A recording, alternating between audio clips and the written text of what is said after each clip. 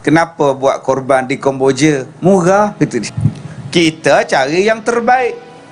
Bila nak korban, dia cari yang murah. Dia banding seluruh masjid Sungai Buloh ni, mana korban paling murah.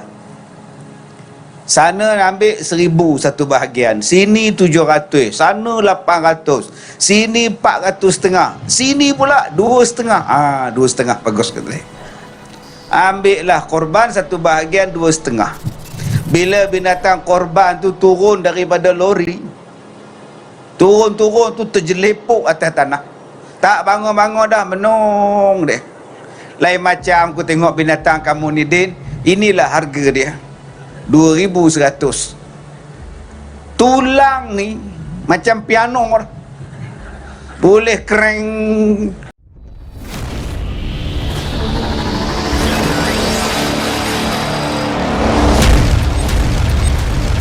Terima kasih saudara pengacara majlis yang saya hormati, yang berbahagia Datuk Zain, yang saya hormati Cik Muhammad, Cik Syukur, Guru Besar, Pegawai PPD, tempat kepada pemimpin-pemimpin masyarakat, seterusnya pegawai-pegawai keselamatan, anggota-anggota rela, tuan-tuan dan puan-puan, mudah-mudahan dirahmati oleh Allah Subhanahu wa taala. Alhamdulillah, walaupun kita masih merayakan hari raya Aidil Adha, tapi kita dah buat ceramah. Hebatnya orang kampung Melayu ni. Hari raya kedua dah buat ceramah. Isteri saya tanya, betul ke bang raya buat ceramah? Saya kata tak apa, betul tu. Dah sampai tu kira betul. Ya. Tahniah kepada semua jawatan kuasa, penganjur yang menganjurkan program kita pada malam ini. Tuan-tuan yang dirahmati Allah, bila sebut tentang pengorbanan, dia berkaitan rapat dengan redha. Bila kita redha, kita sanggup korban. Dan bila kita dah korban, kita kena redha. Baru jadi satu benda yang baik. Banyak orang yang berkorban tapi tak redha. Dia korban binatang ternakan, tapi dia cari yang paling murah. Itu beza kita. Kenapa buat korban di Kamboja? Murah, kata dia. Kenapa tak buat kat kampung Melayu Sungai Buloh? Mahal, kata dia. Nampak? Maknanya dia tak redha sebab duk cari yang murah. Kita cari yang terbaik. Mahal ke apa ke, cari yang terbaik. Dan selalunya yang terbaik itu ialah yang mahal-mahal. Tapi setengah orang, bukan di sini, di Afrika, bila nak korban, dia cari yang murah. Dia banding seluruh masjid Sungai Buloh ni, mana korban paling murah. Sana ambil 1,000 satu bahagian, sini 700, sana 800, sini 400,500, sini pula 2,5. 2,5 bagus kata dia. Ambil lah korban satu bahagian 2,5. Bila binatang korban tu turun daripada lori, turun tu terjelepuk atas tanah, tak bangun-bangun dah, menung dia. Lain macam aku tengok binatang kamu ni Din, inilah harga dia, 2,100. Tulang ni macam piano lah, boleh kereng. Sebab itu saya sebutkan pada tuan-tuan tadi, bila sebut korban, dia berkaitan dengan redha. Korban ialah memberikan sesuatu yang kita sayang untuk tujuan mendekatkan diri kepada Allah Subhanahu wa taala. Kita sebut taqarrub. Dan Allah Taala sebut pun kepada kita dalam Quran, kan? Allah Taala sebut kepada kita, Allah Taala tidak akan menerima melainkan sesuatu yang terbaik daripada kita. Allah hanya terima sesuatu yang terbaik daripada kita. Lan tanalul birra hatta tunfiqu mimma tuhibbun. Sama sekali tidak diterima apa pemberian daripada kamu, melainkan kamu memberikan benda yang paling kamu sayang. Maka inilah dipanggil sebagai pengorbanan. Dan bila dah korban, redha. Redha maknanya jangan diungkit. Redha maknanya setuju. Redha maknanya ikhlas. Redha maknanya kita serah kepada Allah. Pahalanya serah pada Allah. Tu nama dia reda. Sebab ada orang yang tak reda bila buat korban, macam-macam benda dia minta. Macam-macam benda dia minta. Saya yang buat korban tau. Ekor dia mana ekor? Padahal dia bukan seekor. Dia 7 orang kongsi seekor. Tapi ngada-ngada minta seekor. Orang lain pun nak juga. Bukan setakat ekor tu dia nak. Telur pun dia nak. Astaghfirullahalazim. Ini yang tuan-tuan tengok malam raya punya lepas. Saya di TV1 Salam Baitullah. Ada orang mana telefon dari Johor, perempuan telefon, bergaduh, mesyuarat di masjid dia. Sebab ada orang minta kemaluan binatang korban. Perempuan tu telefon, mana boleh makan, kata dia. Kenapa minta? Astaghfirullahalazim. Kak yang tak boleh makan taik dia ya kak, hak lain kak belasah lah kak. Hak mana faham, tak faham sudah. Tuan-tuan yang dirahmati Allah. Jadi bila kita reda, maknanya kita setuju semua. Kita ikhlas. Kita bagi yang terbaik, kita buat yang terbaik, itu nama dia reda. Dan bila sebut tentang pengorbanan tadi, barulah sampai pada tajuk kita tadi ni.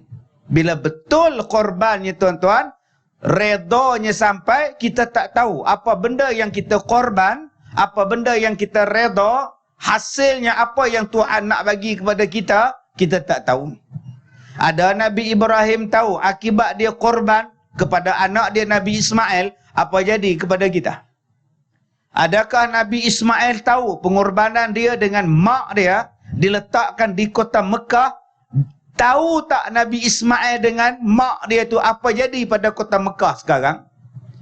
Pengorbanan isteri Nabi Ibrahim ditinggalkan di kota batu.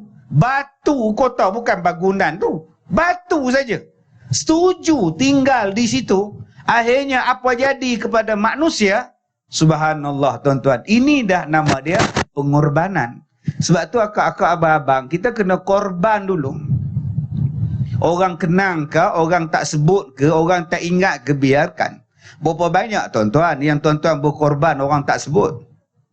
Yang tuan-tuan bagi sumbangan orang tak ingat. Yang bagi jasa orang tak ingat. Banyak tuan-tuan. Jasa macam-macam kita buat. Kita tuk mudim. Berjasa besar tu. Ada orang yang kita mudim kata datang ucap terima kasih pada kita. Taubatlah hum. Berapa ramai tuan-tuan. Berapa ramai kita ni ustazah yang berkorban mengajar anak-anak murid beratus-ratus orang Quran. Mengenalkan alif, mengenalkan ba, sampai ya. Sampai boleh baca Quran. Sampai boleh hafaz Al-Quran. Berapa banyak anak murid yang datang balik jumpa ustazah dia, yang jumpa ustaz dia, ucap terima kasih. Berapa banyak orang yang jumpa Tok Imam, habis-habis mayam salam dengan Tok Imam. Terima kasih Imam. Imam tanya apa aku buat pada kamu? Sebab Imam jadi imam pada saya. Saya dapat 27 kali ganda daripada semayang seorang-seorang. Terima kasih Imam sebab jadi imam pada semayang berjamaah saya. Berapa ramai yang pergi ucap terima kasih pada Imam? Yang banyak aja tumbuk. Nampak tu Imam? Daging korban tak dapat, belasah je tu Imam. Jadi tuan-tuan, sebab tu bila kita buat benda yang baik, orang tak ingat kepada kita, itu biasa. Sebab tu Ahmad Jais dia sebut dalam lagu dia. Ni orang lama macam saya ingat. Ar-Azmi punya lagu ni. Tiada terkira korban yang ku berikan, korban berupa budi dan rasa, asyik memuja. Ni yang mana ingat-ingat. Banyak orang bagi korban tapi orang tak ingat. Biasalah. Sebab kita korban bukan sebab manusia. Kita korban pada anak. Bukan kerana anak, kerana Allah. Kalaulah mak tak sanggup korban melahirkan anak, apa jadi pada dunia? Apa jadi pada dunia bila mak, bila isteri masing-masing tak nak beranak? Kahwin-kahwin, abang, saya tak nak beranak. Seluruh Sungai Buloh tak nak beranak. Apa jadi tuan-tuan? Tak jadi apa? Menung je. Kalau abang nak anak, abang yang beranak. Menung lelaki dia, tuan-tuan. Tetapi kerana pengorbanan akak-akak untuk mengandungkan anak, melahirkan anak, maka hari ini manusia menguasai dunia.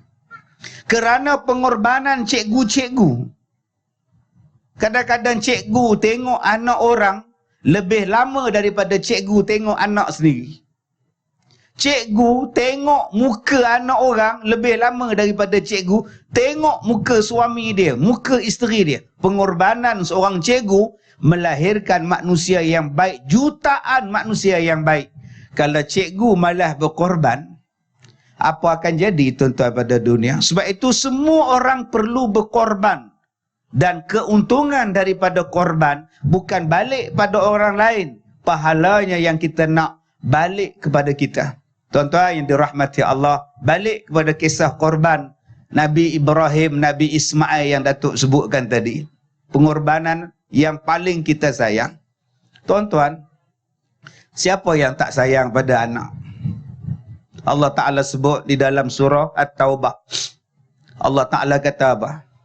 Qul in kana aba'ukum wa abna'ukum wa ikhwanukum wa azwajukum wa ashiratukum wa amwalun iqtaraftumuha wa tijaratun takhshawna kasadaha wa masakinu tardawnaha ahabba ilaikum minallahi wa rasulih wa jihadin fi sabilih fatarabbasu hatta ya'tiyallahu bi amrih wallahu la yahdil qaumal fasiqin. Allah Ta'ala sebut dalam surah At-Taubah ayat 24.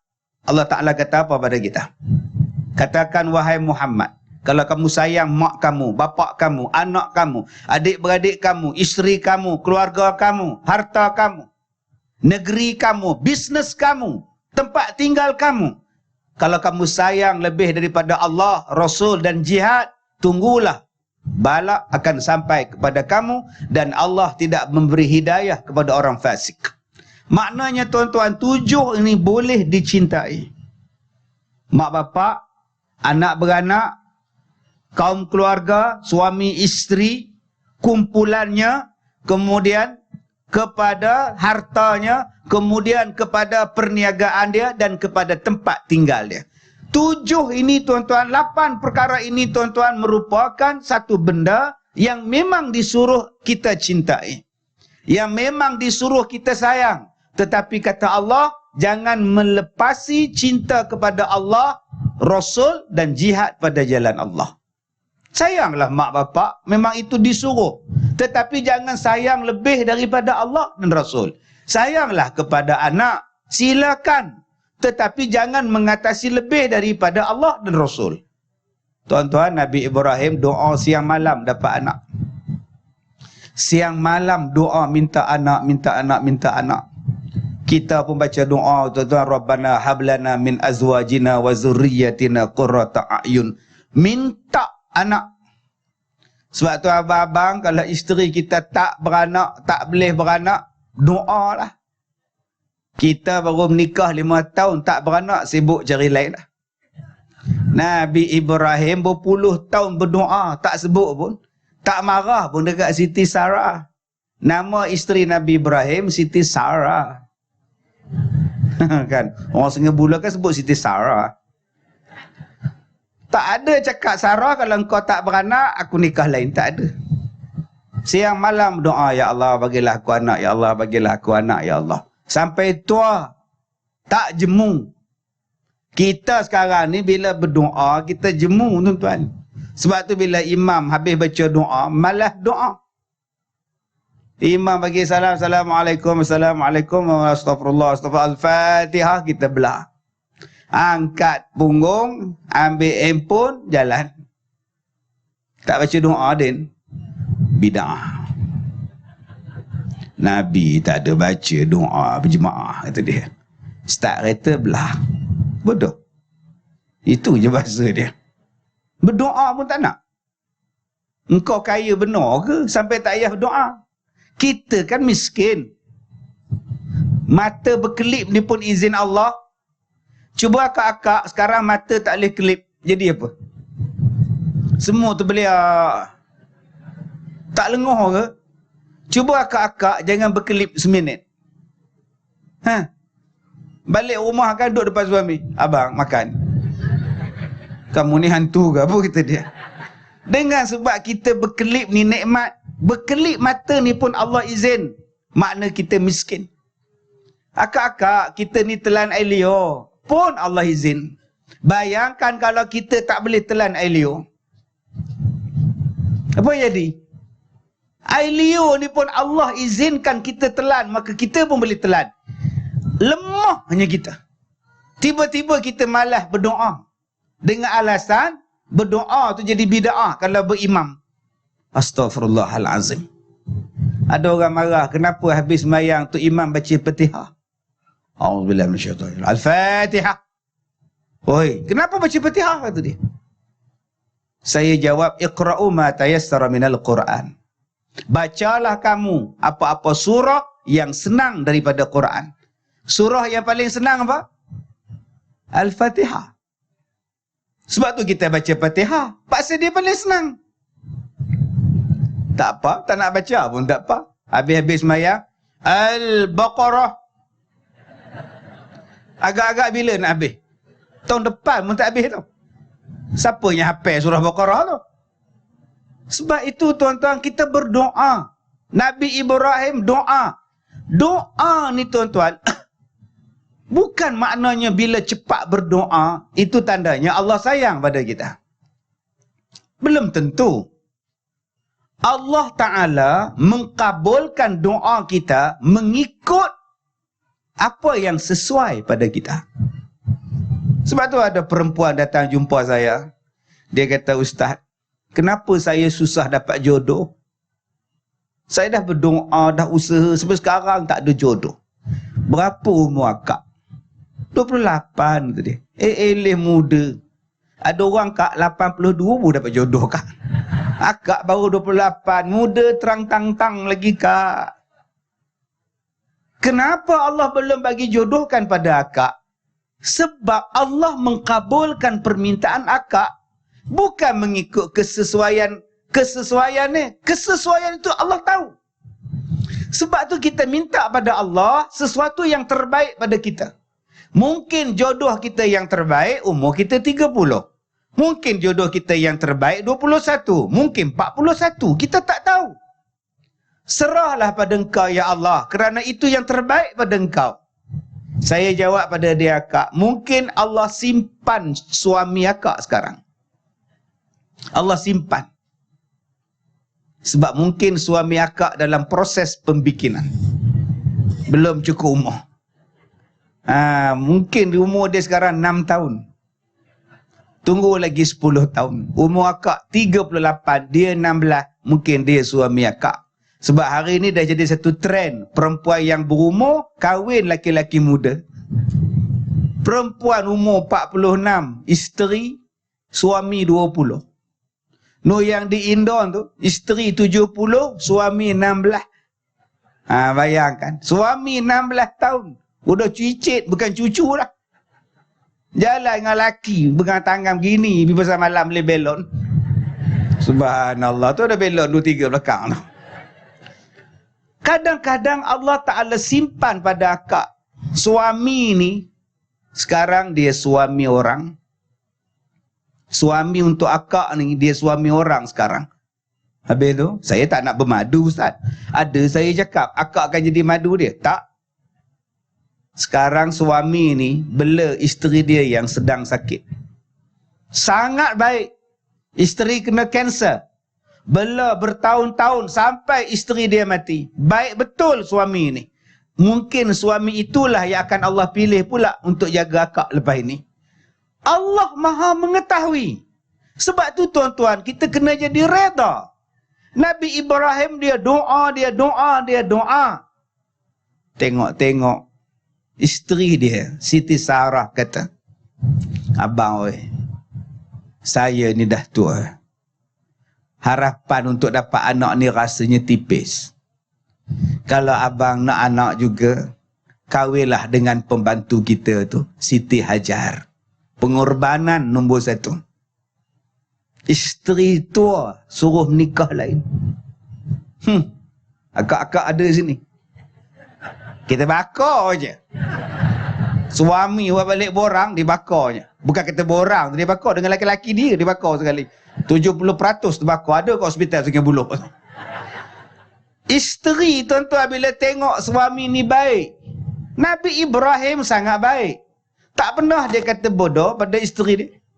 Weh Mandul. Tak pernah dia cakap. Tak pernah Nabi Ibrahim panggil, "Hoi Mandul. Weh betina. Keturunan kau Mandul dengan kau Mandul sekali." Tak ada dia sebut macam itu.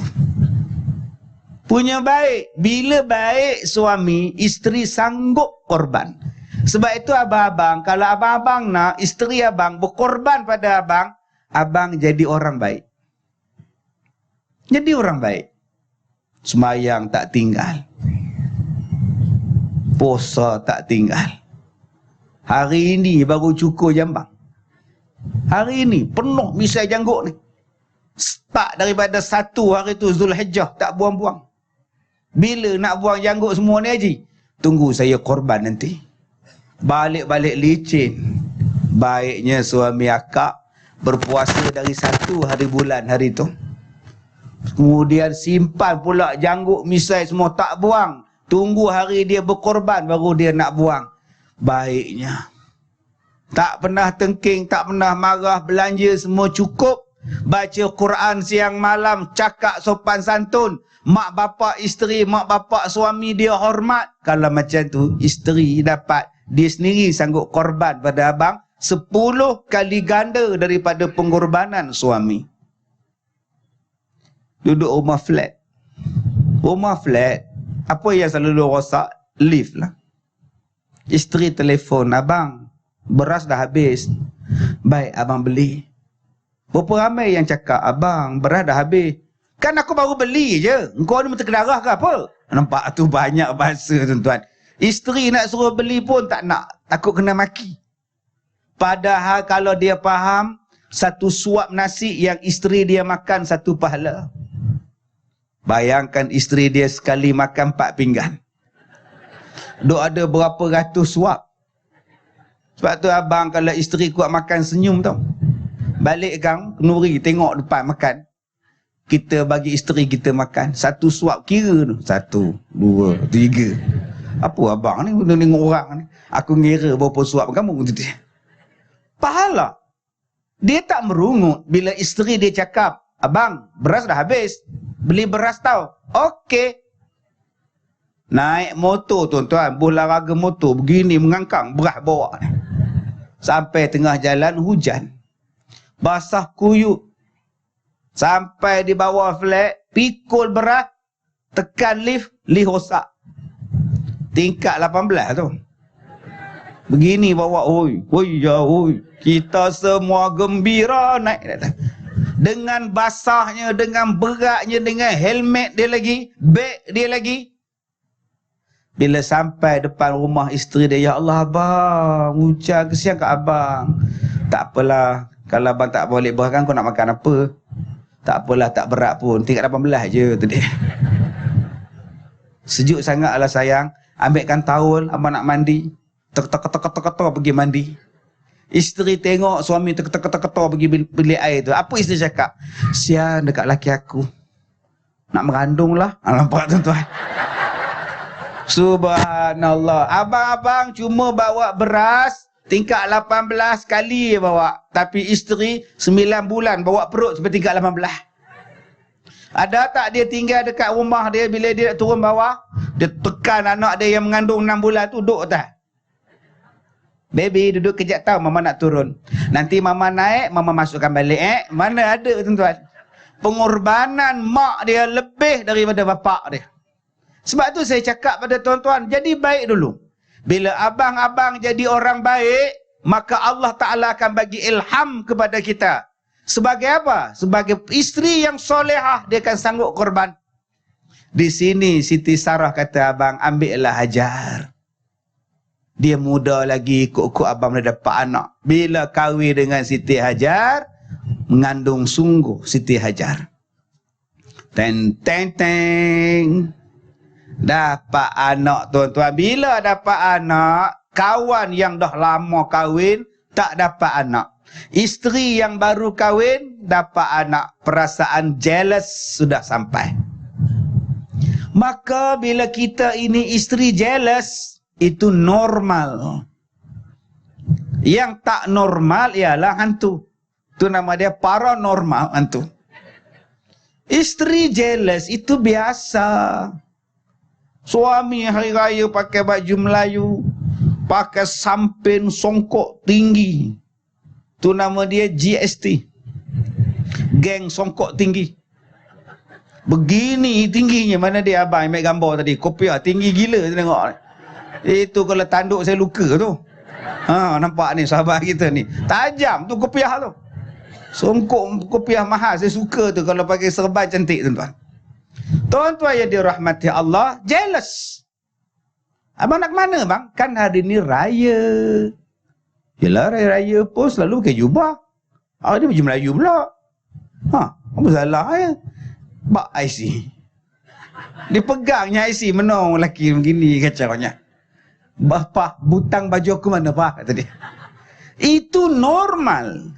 Isteri jealous tu normal. Suami duduk basuh motor, janda sebelah rumah duduk sidai kain.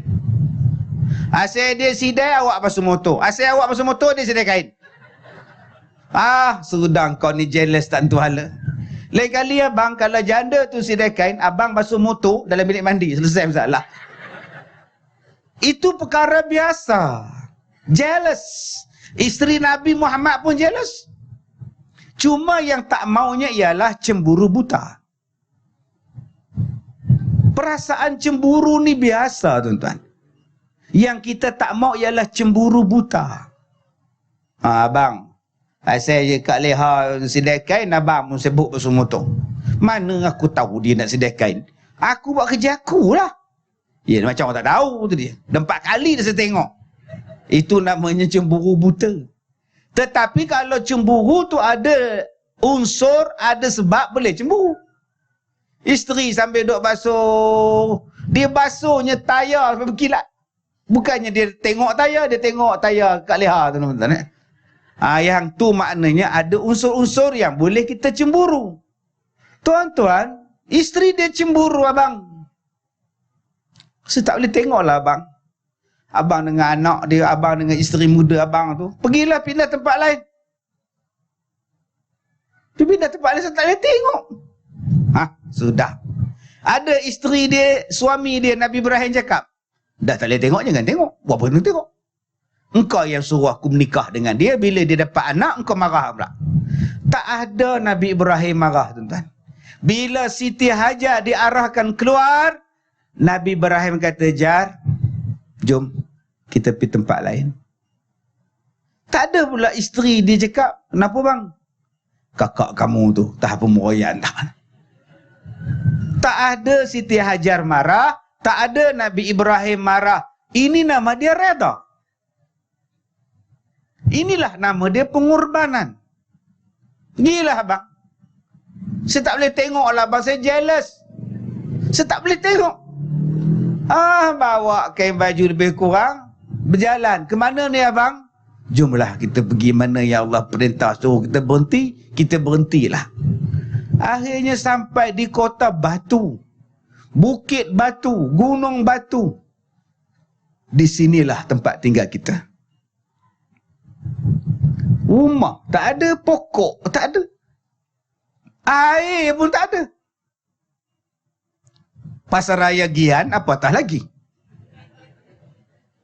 Tak ada lah. Kita ni macam-macam pasaraya raksasa lah, Abang Bidin lah, macam-macam.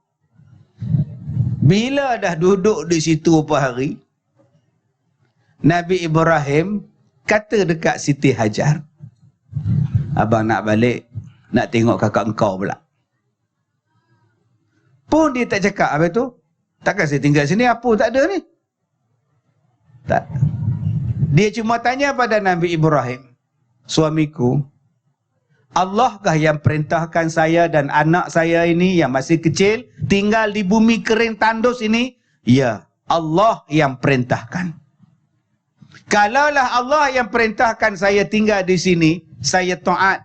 Mesti ada kebaikan Allah Ta'ala arahkan saya tinggal di negeri yang kering kontang ini. Suami dia balik tuan-tuan, tak tengok langsung ke belakang. Ini nama dia korban, ini nama dia redha. Tak ada dia cakap, abang nak balik, abang nak tengok kakak engkau. Isteri dia tak cakap. Yelah, balik-balik lah. Takkan tinggal duit kot. Nabi Ibrahim cuma cakap, aku tinggalkan Allah pada engkau.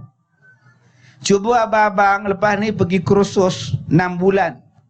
No, di Bosnia no kursus. Abang nak pergi kursus leha. Abang tak tinggal duit ke abang? Abang tinggalkan Allah pada engkau. Agak-agak leha tu jawab apa? Abang nampak ni tadi. Rudak tuan-tuan.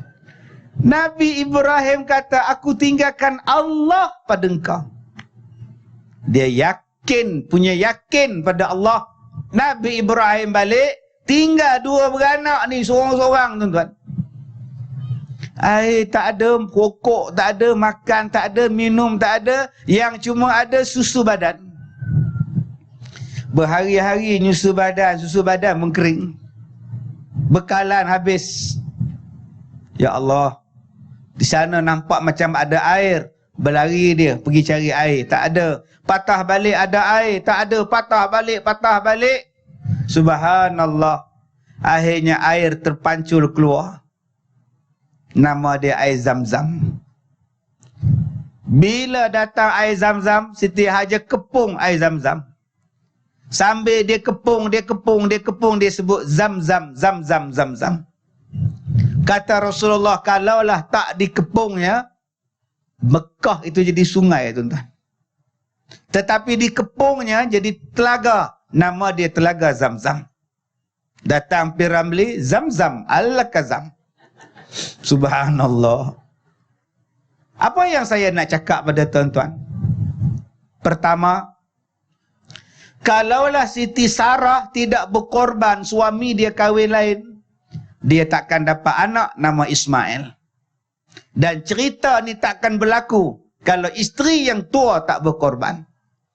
Sebab itu abang-abang yang mana kahwin nombor 2, kahwin nombor 3, kahwin nombor 4, jangan lupa adanya 2, adanya 3, adanya 4, kerana ada yang pertama.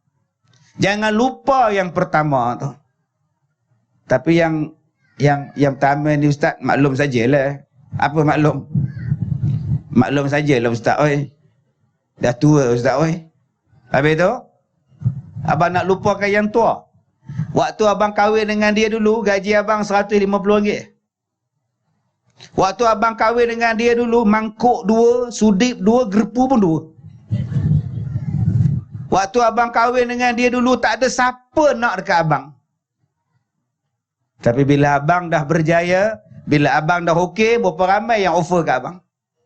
Jangan lupa yang pertama abang. Subhanallah. Kalau Siti Sarah tak bagi menikah, tak suruh menikah, tak ada anak Nabi Ismail dan tak ada pun kisah pengorbanan Ibrahim dan Ismail. Sebab tu banyak orang lupa yang tua. Mentang-mentang lah tua.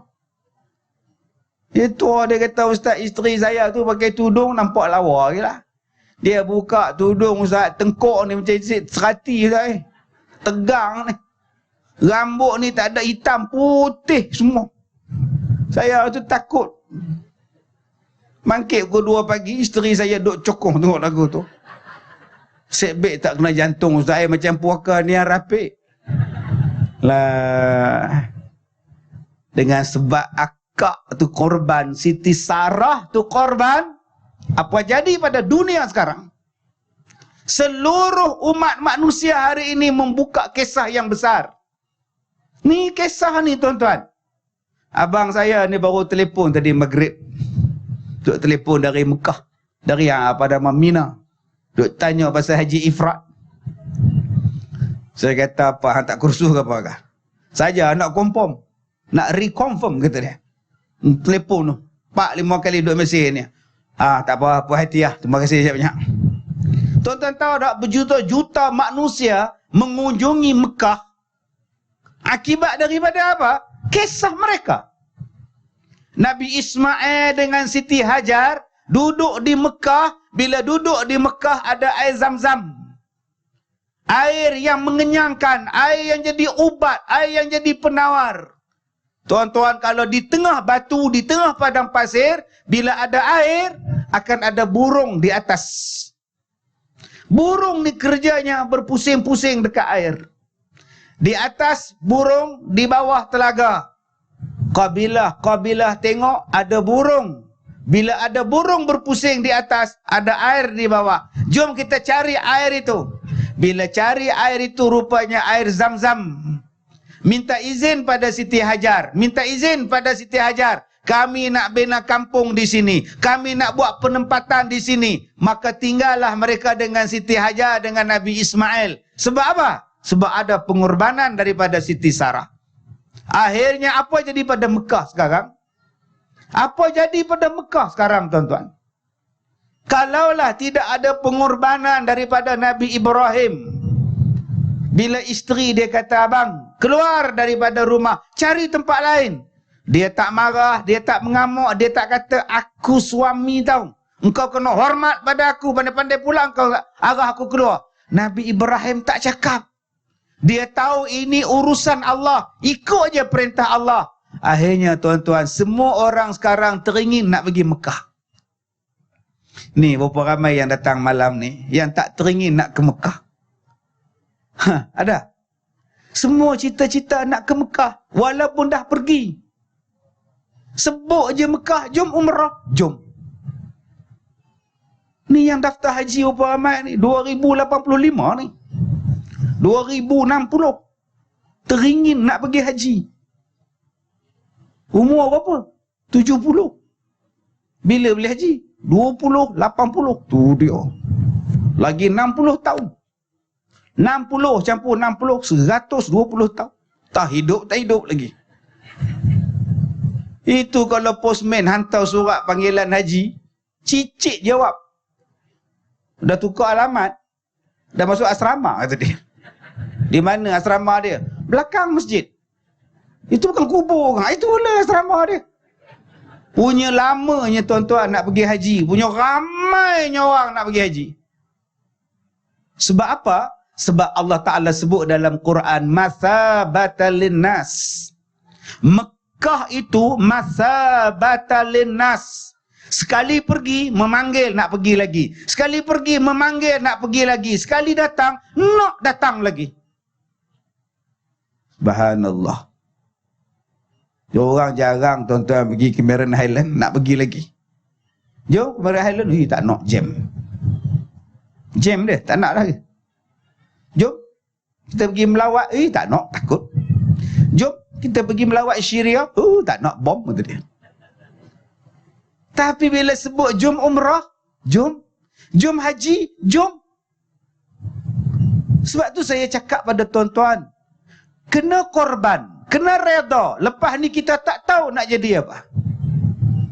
Tuan-tuan wakafkan tanah. Saya ada tanah 3 ekar. Saya wakafkan buat masjid.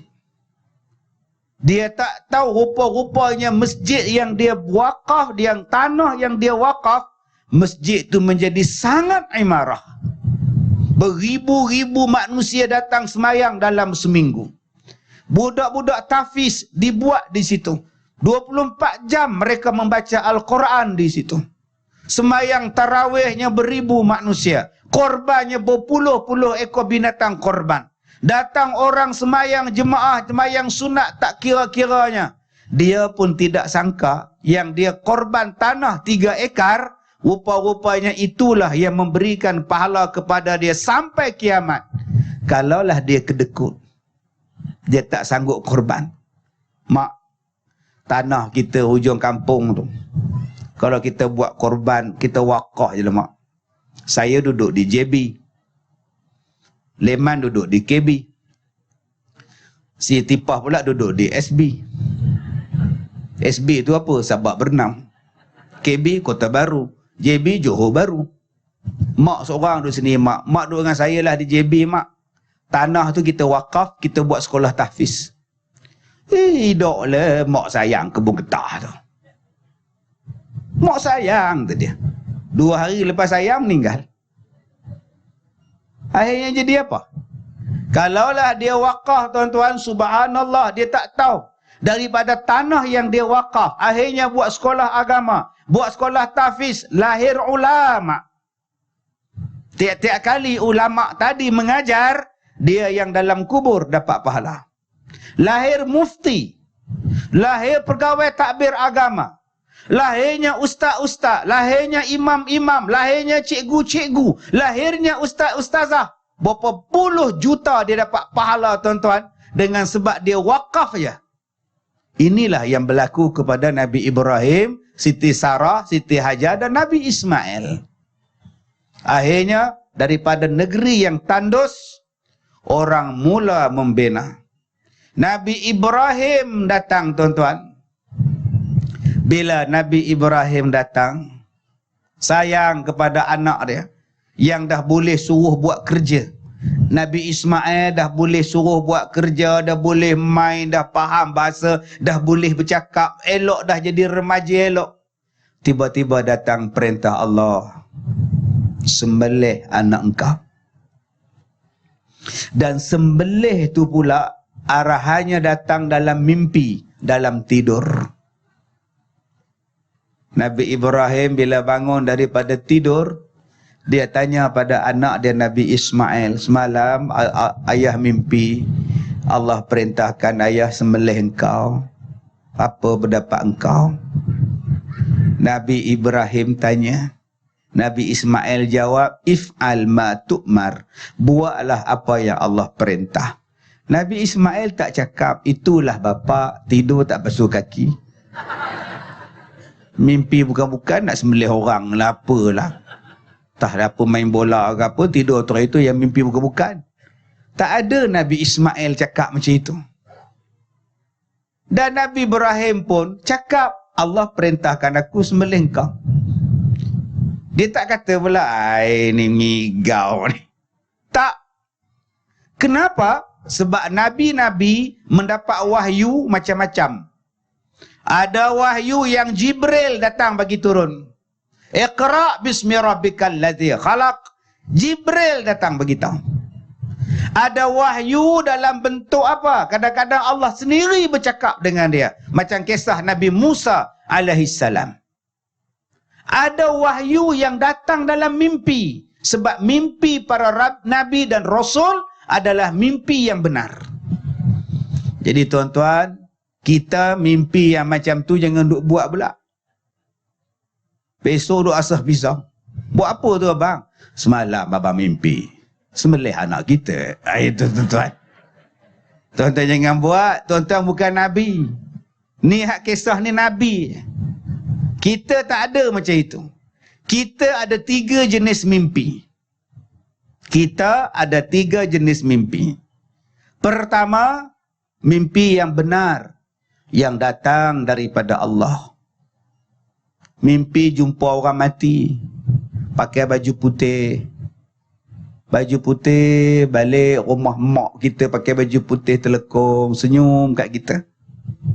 Maknanya mak kita bahagia tu. Bapak kita pakai baju putih, senyum kat kita. Kita pun terjaga, ya Allah, apa tanda ni ya Allah. Tapi kalau mak datang baju hitam, pak datang muka hitam, serba hitam bapak tu, maknanya tak bahagialah pak tu di alam kubur. Cek balik adik-beradik, apa masalah ayah kita ni. Mungkin wasiat kita tak buat, mungkin hutang dia kita tak bayar, mungkin puasa dia kita tak tolong bayar, mungkin haji dia kita tak tolong buat, mungkin kita adik-beradik bergaduh sampai putus silaturahim, dia tak bahagia. Mimpi yang benar, mimpi bagi minum orang air. Ni mimpi benar.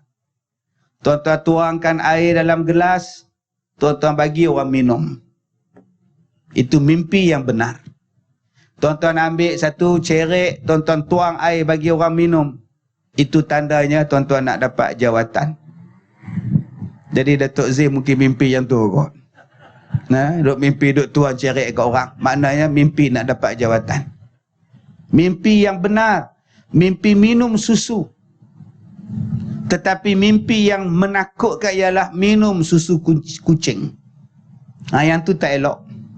Minum susu kucing, minum susu. Nanti saya umumkan bang. Saya umumkan. Belum sampai masa bang ya. Baik. Tuan-tuan, minum susu unta itu bagus. Okey. Yang tak bagusnya ialah mimpi memberi budak minum susu badan. Akak-akak mimpi dukung budak dalam mimpi.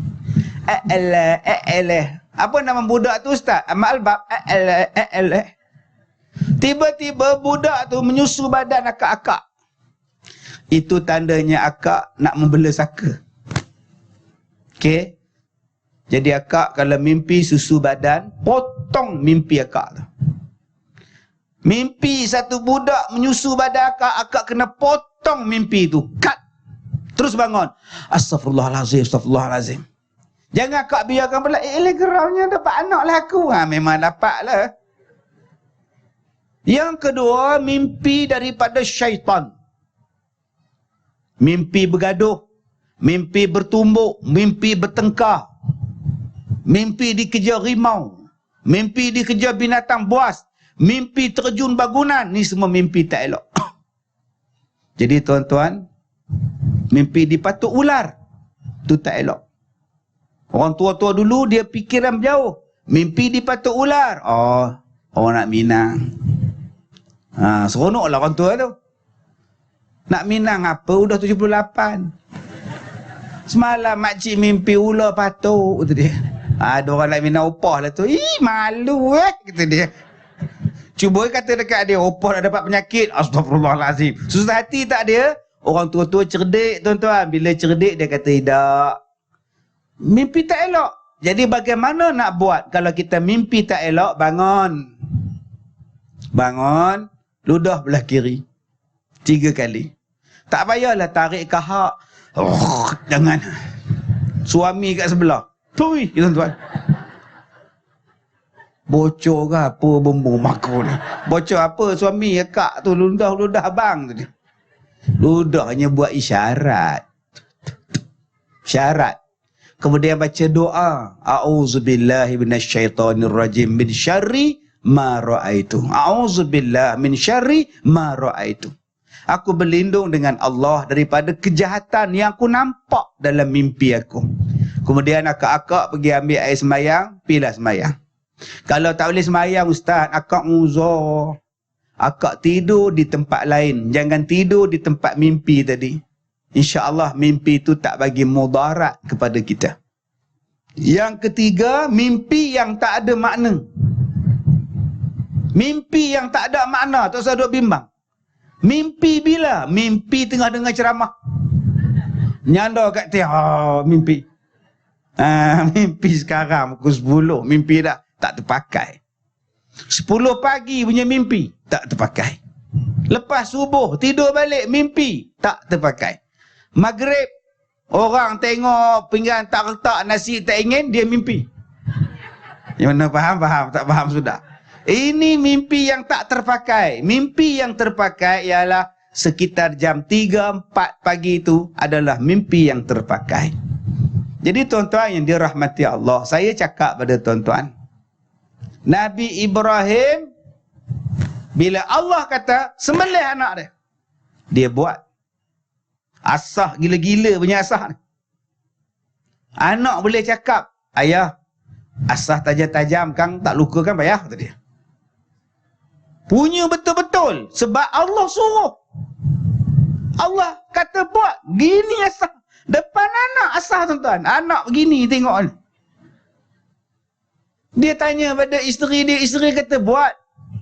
Isteri tak menangis pun. Teruk-teruk beranak. Senang-senang. Kenapa boleh? Tak ada isteri cakap macam itu.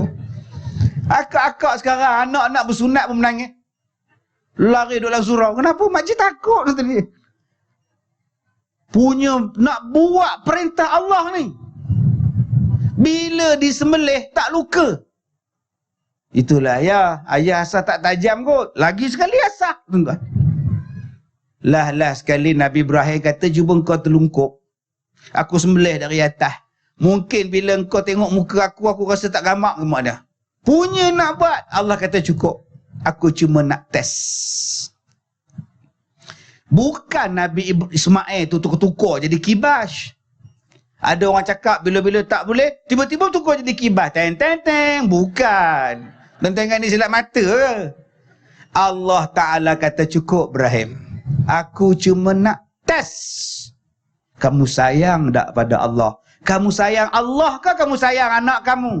Sekarang ternyata kamu sayang Allah. Sebagai balasan atas perintah aku, gantikanlah dengan kibas. Itu dia. Allah nak test. Tuan-tuan, ni kita nampak ni persatuan kebajikan khairat kematian. Semua orang akan mati. Saya pun akan mati. Tahun lepas patut mati dah. Kena serangan jantung. Masuk hospital. Heboh satu Malaysia. Pukul 10.30 Ustaz Kazim meninggal dunia. Habis masuk WhatsApp grup lapar lah, Facebook, Al-Fatihah. Ustaz Kazim meninggal dunia. Saya dah mati tu lepas. Ni kira zombie ni datang ni tuan. Untuk lompat-lompat datang ni. Jadi kita akan mati. Jadi kita nak bawa bekal. Apa bekalan terbaik? Allah kata bekalan terbaik ialah taqwa. Wa tazawwadu fa inna khairaz zadi taqwa. Nabi kata bekalan terbaik ialah sedekah jariah. Kalau kita yakin kepada Allah, macam mana yakinnya Nabi Ibrahim, Ismail, Hajar dan Sarah, Allah mesti tolong. Kita juga yakin kalau aku sedekah, kalau aku infak, kalau aku wakaf, Allah akan tolong aku dalam kubur. Allah akan tolong aku di padang mahsyar. Allah akan tolong aku di hari kiamat. Jadi tuan-tuan, saya lancarkan kutipan derma, dana untuk tabung khairat kematian kita. InsyaAllah dia akan balik kepada kita, balik kepada anak cucu kita. Dan yang paling penting, pada diri kita untuk menghadap kematian yang pasti sampai kepada kita. Jadi saya lancarkan kutipan tabung sekarang, dipersilakan. Yang tuan kutip dia seorang aja. Berapa ramai kutip ni? Tu dia yang pakai lencana tu. Jadi yang mana tak ada lencana tu sedang kadang-kadang kutip. Sekali dia bawa berjalan turun ke depan. Baik, tuan-tuan yang dirahmati Allah. Tuan-tuan, bila berlakunya ibadat pengorbanan tadi, apa yang berlaku kepada Nabi Ibrahim, Nabi Ismail, sampai sekarang kita tiru ibadat korban. Subhanallah, Masya Allah. Saya semalam buat korban, hari ni pun buat korban. Pening tuan-tuan korban ni. Bau. Sampai sekarang duk bau. Besok balik Ipoh. Patah malam ni balik Ipoh. Besok patah balik Shah Alam. Korban. Tuan-tuan tahu apa kelebihan korban? Allah terima pengorbanan yang kita buat sebelum darah tu jatuh ke tanah. Sebelum darah binatang korban tu jatuh ke tanah, Allah dah hapus dosa kita. Yang pertama sekali, Allah menghapuskan dosa-dosa kita. Dosa kita ni banyak kau. Dosa saya banyak. Tak tengok langit punya banyak bintang, banyak lagi dosa kita gemar. Tengok pasir di bumi, gamak-gamaknya, dosa kita lagi banyak. Dosa apa yang banyak Ustaz? Dosa mulut. Ustaz kasih sampai ya, berapa ramai yang mulut cakap. Dalam TV putih. Tengok betul-betul hitam kan? Nampak. Yang cakap tu pun dosa juga. Aduh, dosa mulut kita. Ada saja. Dosa mulut. Maki orang. Bodoh. Natang. Lembu. Semua dia maki orang. Haram jadah. Bewak. Tak bolehkah kita jadi orang Islam jangan maki orang? Ni duk maki sama-sama kita. Bukankah Nabi melarang kita memaki orang? Bi'salismul fusuq. Seburuk-buruk perkataan ialah menggelarkan orang dengan perkataan-perkataan yang buruk. Seburuk-buruk fasik. Fasik ni macam-macam. Orang tak sembahyang tu pun fasik. Orang yang mengekalkan minum arak tu pun fasik. Orang yang tak menutup aurat tu pun fasik. Tetapi yang paling buruk fasik tu apa? menggelarkan orang dengan gelaran yang buruk. Dia dosa dia tak tutup aurat, berdosa. Dosa kita pula menggelarkan dia yang tak tutup aurat, lagi besar daripada dia. Ni nama dia dosa lidah. Sebab tu Allah Ta'ala pesan kepada kita, wala talbazu bil alqab. Jangan kamu menggelar-gelarkan orang dengan gelaran buruk. Nombor satu. Nombor dua, wasyatama hadza, memaki orang. Kita duduk dalam kemah ni daripada pukul 8. Habis hujan berhenti sampai terus. Sampai sekarang 10.45. Ni, kursi kosong. Tiba-tiba ada hamba Allah mai duduk. Kita jeling mata tengok dia. Mari juga bewak ni. Biawak dia panggil. Aduh. Kepiah atas kepala, songkok atas kepala, bewak di mulut. Allah tak jaga. Tak ada pahala atas kepiah. Kopiah ni tak pakai pun tak apa. Saya ni pakai songkok ni tak pakai pun tak apa. Tak pakai kopiah pun tak apa. Mulut kena jaga. Ini serban, bila buka daripada sini pergi hujung punya luas pun serban. Tapi mulut mengumpat, subhanallah. Ni dosa mulut. Yang paling Nabi takut, dosa mulut. Dan dosa mulut, mulut terbahagi pada dua. Satu mulut yang ada bunyi, nama dia lidah. La la la la, la la la, la la la la la, la la la la la, la la la la la la. Ai, siapa pernah dengar lagu tu Ustaz? Itu Shashi Kapoor dengan Sharmila Tagore. Tera mujhse pehele kanata koi, यूं ही नहीं दिल bata koi. Faham ke? Saya pun tak faham tuan. Saya menyanyi, faham tak? Agale lagja, marilah dalam dekapanku. Sagi balik, sagi abang, panggil isteri. Agale lagja. Gila ke apa orang tua ni? Tuan-tuan tengok malam ni ada bulan tak? Sebelah Zulhijjah apa semua ni ada. Bulan tak lama lagi mengambang bulan. Bulan tu pun canda oh canda, canda oh canda, किसी ने चुराए तेरे मेरे निंदिया, जागे सारे रेना तेरे मेरे नैना, जागे सारे रेना तेरे मेरे नैना, तेरे और मेरे एक की कहानी, हम दोनों की कदर किसी ने न जानी. Faham ke kak? Saya pun tak faham. Canda oh canda, किसी ने चुराए तेरे मेरे निंदिया. Bulan oh bulan, seseorang telah mencuri aku punya tidur.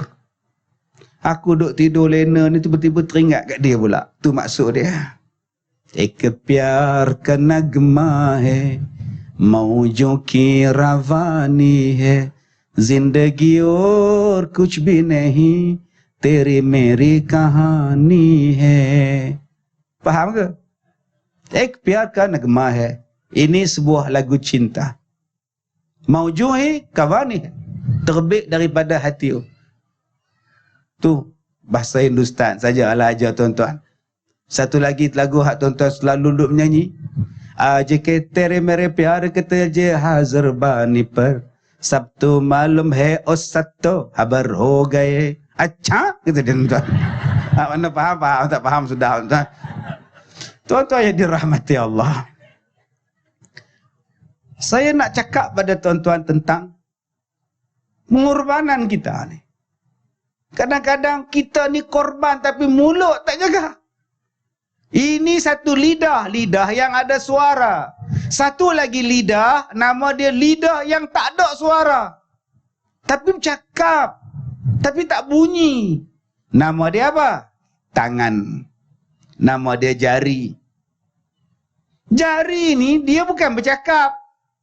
Tak ada suara pun. Tapi dia yang paling banyak bercakap sekarang. Bila jari bercakap Ustaz? Hari kiamat. Al-yawma nakhtimu ala afwahihim, ditutup mulut, wa tukallimuna aydihim, dan dibiarkan tangan-tangan mereka bercakap. Maknanya tuan-tuan, tangan kita ni boleh bercakap. Bila? Hari kiamat. Sekarang tak. Sekarang tuan-tuan pergi mencuri, dia ikut. Raba pun dia ikut. Pergi masa malam, janda tu begini bawa umur 70. Belah sini jagung, belah sini pula ubi kentang. Begini bawa. Lah tahu orang duk raba punggung dia. Celaka betul kata dia, menangis opak tu. Kenapa nangis pak? Aku kena raba kata dia. Jahat benar dia ni, bukan nak beli barang, nak raba orang kata dia. Aku tak nak dah ke pasar malam. Hei, kata dia. Marah opah tu kena raba. Minggu depan pergi balik. Kata tak nak ke pasar malam dah. Seronok pula. Kata dia, astagfirullahaladzim. Yang mana faham, tak faham sudah tuan. Tangan tuan-tuan masuk dalam tandah masjid, contengnya. Ambil pen, tulis. Tu dia bercakap.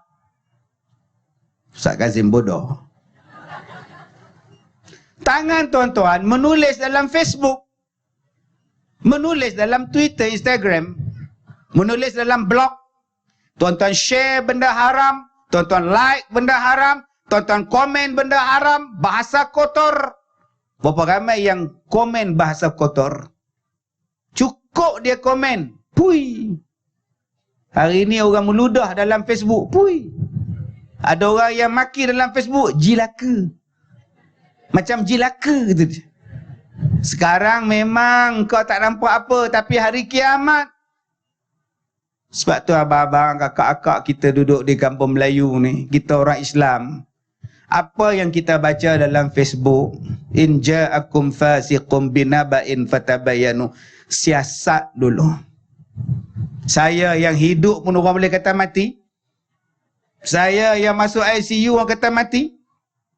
Bayangkan tuan-tuan pada benda lain.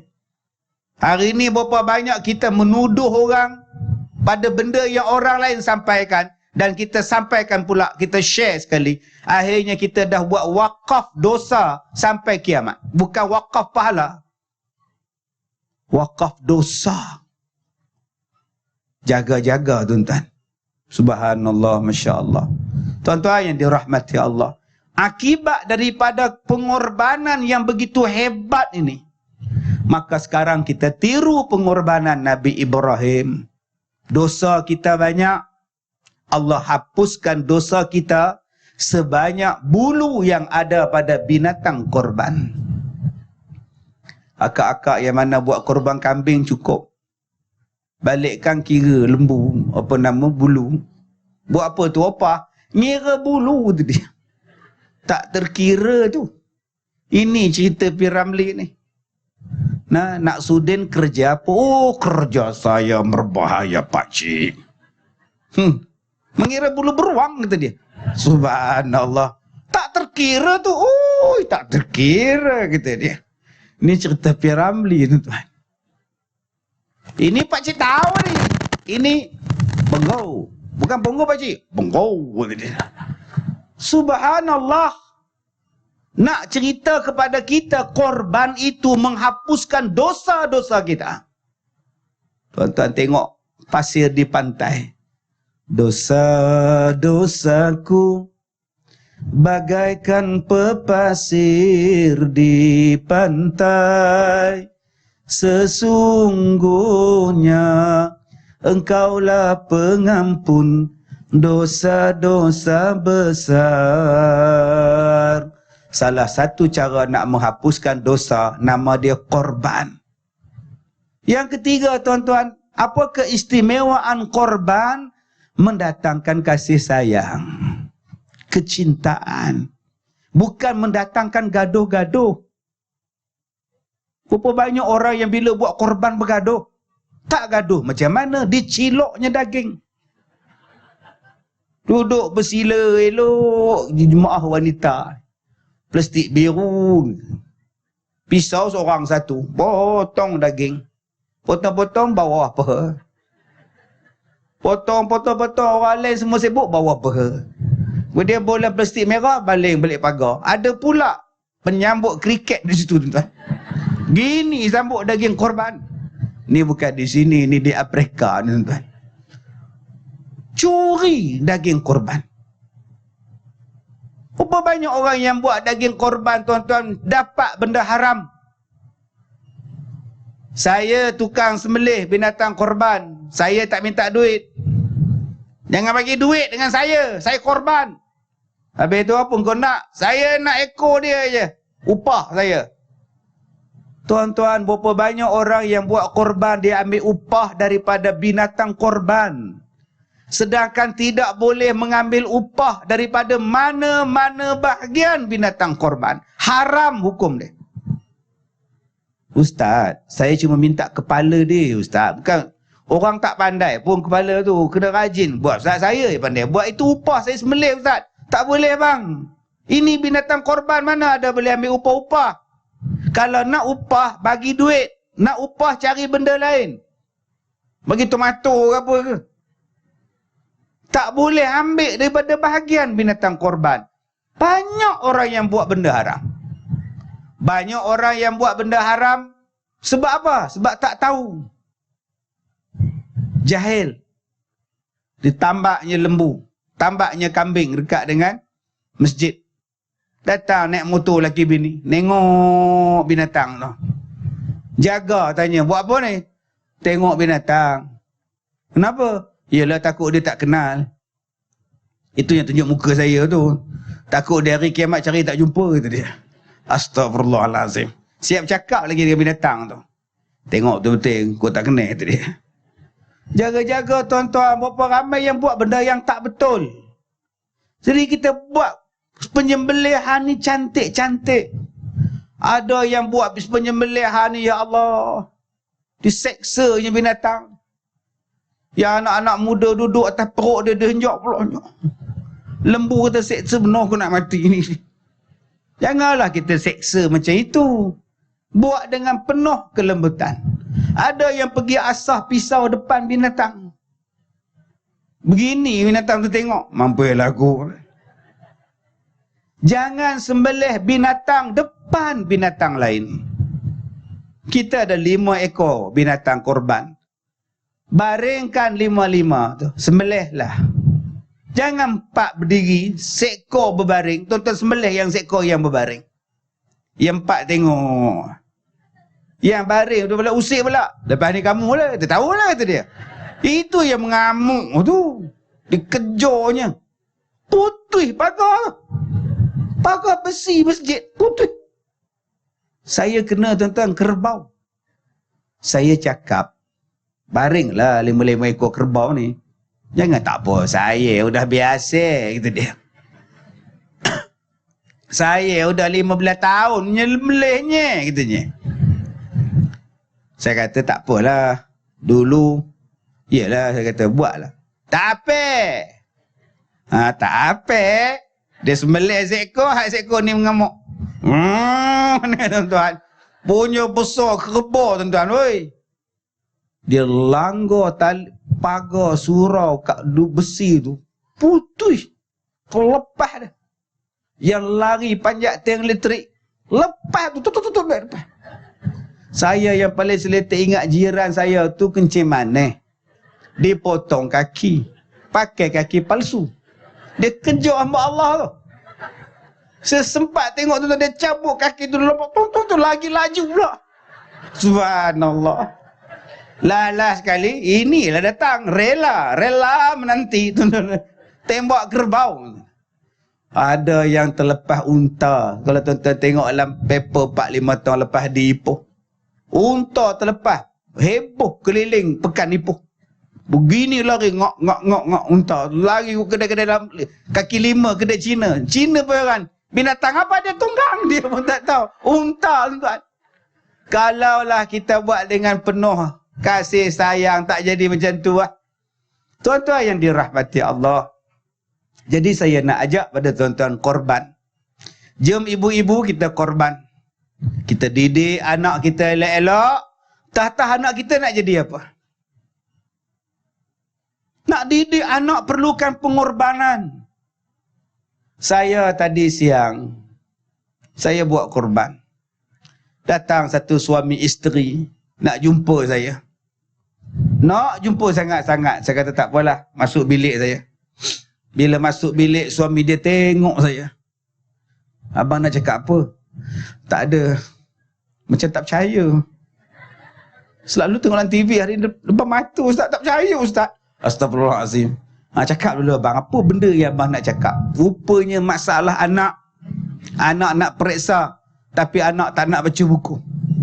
Anak nak periksa dah lagi 2-3 bulan ni, tapi tak mau duduk di rumah, asyik berjalan ustaz. Saya tak tahu nak buat macam mana ustaz. Tolonglah ustaz. Oh, masalah anak. Masya Allah tuan-tuan. Saya pun ada anak 5 orang. Tahun ni periksa 2, SPM seorang, PT3 seorang. Akak-akak, abang-abang lagi untung daripada saya. Lagi untung daripada saya. Saya hari Jumaat minggu lepas, saya pergi ceramah di Tawau. Balik hari Sabtu, saya ceramah di Pekan Pahang. Hari Ahad, pukul 10 pagi, saya naik kapal pergi ke Thailand. Balik hari Rabu. Hari Rabu, malam merdeka tu, saya ceramah di Kulim. Sampai di Ipoh pukul 2 pagi. Hari Khamis, pukul 8 tuan-tuan, pergi ke TV1, siaran langsung. Jam pula balik ke Ipoh. Jumaat Raya, isteri balik kampung.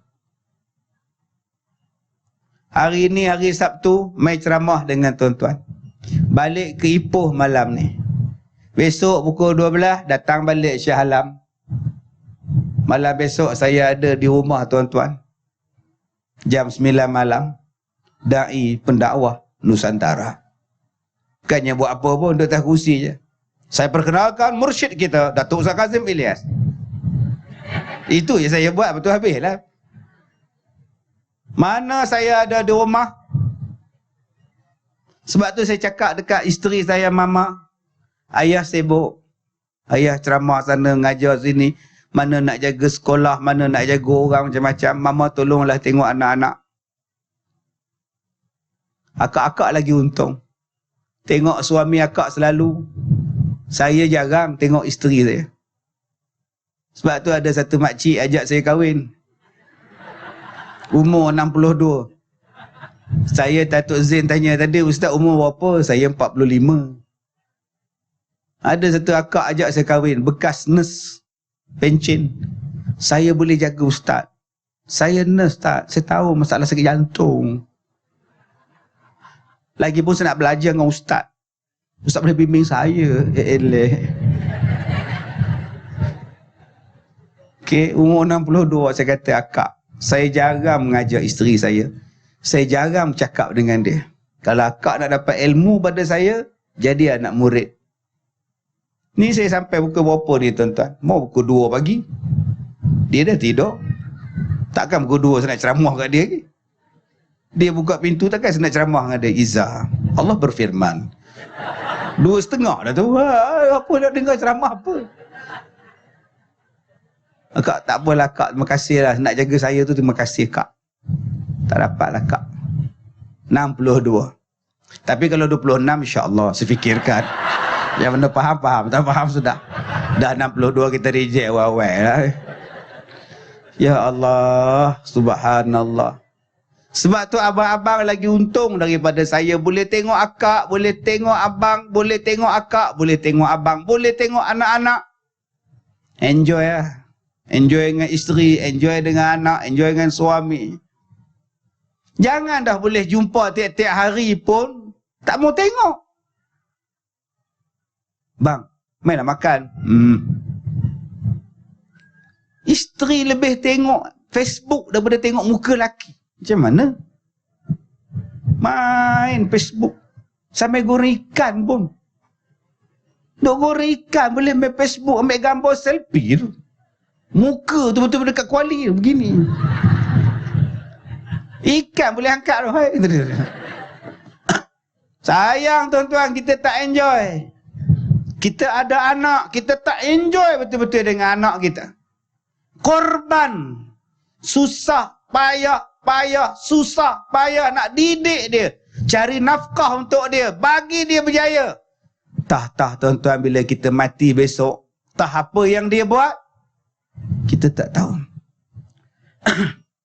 Kita tak tahu. Sebab tu memang bila jadi mak bapak pengorbanan sungguh. Makan kurang, tidur kurang, rehat kurang. Tak apalah, kita korban. Sebab cita-cita kita bukan di sini. Cita-cita kita di akhirat. Nun di sana cita-cita kita, ya akhirat namanya. Di dunia ini bukan tempat tinggal. Di sini hanya sebentar, tidak kekal.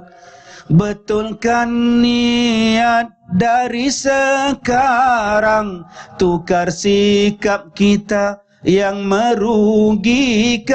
Quran dan sunnah jadikan panduan, agar besok kita tidak kekesalan. Biar susah sedikit kerana Tuhan, untuk menghindar kesusahan yang besar yang tidak sanggup ditanggung badan. Ambillah iktibar kalau mau sedar. Biar susah sedikit kerana Tuhan, untuk menghindar kesusahan yang besar. Hai Ustaz, saya ada kaya Ustaz, saya ada kebun banyak Ustaz, saya ada tanah beratus ekar Ustaz, saya ada duit berjuta Ustaz. Apa saya susah? Abang, benda tu tak ke mana bang. Tak ke mana pun. Segala harta anak dan menantu tidakkan dapat mengambil alih. Hanyalah amal dapat membantu, dan doa dari anak yang soleh. Segala harta anak dan menantu tak akan mengambil alih bila kita duduk dalam kubur. Dalam dunia, kita boleh. Doktor boleh tolong. Sakit, bius. Kaki dah hitam, potong. Muka hitam. Selesai masalah. Yang mana faham, faham. Tak faham sudah. I mancu. Kan? Sayang, sayang, sayang. Miau. Selesai masalah yang tu. Oi, kalau kita susah, jumpa je jabatan kerajaan, welfare ada, kebajikan ada, semua boleh tolong. Nak berniaga, tekun pun ada, jumpa je tekun. Engkau nak buat loan, pergi jumpa bank, selesai masalah engkau. Engkau nak minta surat sokongan, datuk kita ada. Engkau nak minta bantuan, datuk kita ada. Jumpa dia, mudah-mudahan dia boleh tolong kita. Apa masalah? Agak-agak datuk tak nak tolong, jumpa je Karam Singh, harakan pagar, pagar makan padi. Selesai masalah tuan-tuan. Ramai je orang tolong. Tetapi bila dah mayat dalam kubur, siapa boleh tolong? Saya mula-mula doktor nak buat jantung saya. Saya tanya sakit tak? Tak sakit, kejap je. Buatlah. Dia buat statik bius je. Buat statik je. Masa cocok tak sakit. Bila benda tu dah berjalan, aduh. Ya Allah, Allah, Allah tuan-tuan, tak ingat dah. Yang lain tak ingat dah. Siakap 3 rasa, tudung bawal semua tak ingat dah. Gaduh-gaduh sayang apa tak ingat. Patah amin, patah riuk, apa pun tak ingat. 1 jam setengah. Sakit, aduh, sakit. Berapa lama lagi ni doktor? Tak lama lagi Datuk, 45 minit je. Allah, minta nyawa, minta nyawa. Kali kedua saya buat, saya nak fully bius. Lantak. Ngucap-ngucap la ilaha illallah, habis. Tak sedar dah. Bayangkan tuan-tuan, bila malaikat duduk dalam kubur, kita duduk dalam kubur, malaikat main soal. Man rabbuka? Boleh kita cakap? Bius. Doktor mana nak bius? Yang boleh bantu kita amalan. Tadi yang tuan-tuan duk masuk duit tu, mudah-mudahan yang tu nak tolong dalam kubur. Wakaf kita. Yang nak boleh tolong kita ilmu yang dimanfaatkan kita. Malam ni kita buat ceramah di perkarangan sekolah ni. Pihak PPD benarkan buat ceramah. Pegawai PPD yang sokong ni dia pun dapat pahala. Guru besar yang buat sokongan ni, buatlah. Dia dapat pahala. Persatuan Khairat dapat pahala. Datuk Zain sokong bagi sumbangan, dapat pahala. Yang mana yang benci? Dapat apa? Berapa ramai yang benci majlis ilmu? Siapa datang? Ustaz Kazim. Tak boleh. Dosa dia dapat. Halang majlis ilmu. Ada saya ceramah politik? Tak ada. Daripada awal korban. Halang. Tak apa. Saya tak rugi apa. Hang yang akan rugi. Tuan-tuan duduk dalam majlis ilmu ni, berapa banyak nikmat dapat pada mak kita yang dah mati. Dan hanya yang mati merasai nikmat ini. Makasihlah anak oi. Lapang kubur mak. Kamu dengar ceramah 2 jam. 2 jam mak rehat dalam kubur. Ini nama dia ilmu yang dimanfaatkan. Dan yang ketiganya doa daripada anak soleh. Sebab tu tuan-tuan kita kena korban untuk anak kita. Susah dia, payah dia, tambah-tambah anak pula autism. Anak pula cacat, anak pula degil, anak pula tak tahulah ustaz. Lagi banyak ujian kita buat, lagi banyak pahala kita dapat. Korban. InsyaAllah dia tolong kita. Abang-abang kita korban jaga isteri kita. Jaga anak kita, pahala besar. Sampai Nabi sebut suami yang bangun tengah malam, balik buka kitab, bangun tengah malam selimutkan anak dia. Jaga anak dia daripada gigit nyamuk ke apa ke. Bangun suami itu macam bangun berjihad pada jalan Allah. Pahalanya. Subhanallah, Masya Allah. Bayangkan yang cari nafkah lagi. Sebab tu dalam kita hidup ni tuan-tuan, kita kena cari benda yang boleh nak menolong kita dalam kubur, nak menolong kita dalam dunia. Dan tuan-tuan buat saja kebaikan. Lain-lain tuan-tuan serah kepada Allah. Allah akan balas. In tansurullah yansurkum wa yuthabbit aqdamakum. Siapa yang tolong agama Allah, Allah akan tolong dia. Dan Allah akan bagi kukuh kedudukan di atas muka bumi. Jadi kalau tuan-tuan nak minta pertolongan daripada Allah, tolong agama Allah. Apa benda yang kita boleh tolong, tolong. Dan bila tuan-tuan tolong, Allah tolong tuan-tuan. Dan kedudukan tuan-tuan makin kuat atas muka bumi ini. Dia bukan makin lemah. Sebab tu jihad ini tuan-tuan penting. Tuan-tuan yang dirahmati Allah, saya nak ajak pada tuan-tuan. Orang kata saya ni minat lagu-lagu P. Ramlee. Ya. Bila saya ceramah aja, dijemput kepada yang berbahagia Ustaz Kazim Ilyas untuk menyampaikan ceramah. Dipersilakan Ustaz. Bila saya bangun berjalan dan naik atas pentas tu, tuan-tuan tahu tak dia orang pasang lagu apa? Kalau jodoh tak kemana adinda idaman kanda, walau gelap alam maya ku cari Dinda baru jumpa. Woi, macam saya pula yang menyanyi lagu tu. Padahal saya taklah minat sangat lagu P. Ramlee ni. Saya minat M. Nasir. Bagaimanakah ku mula dan apakah kata-kata yang indah untuk diabadikan.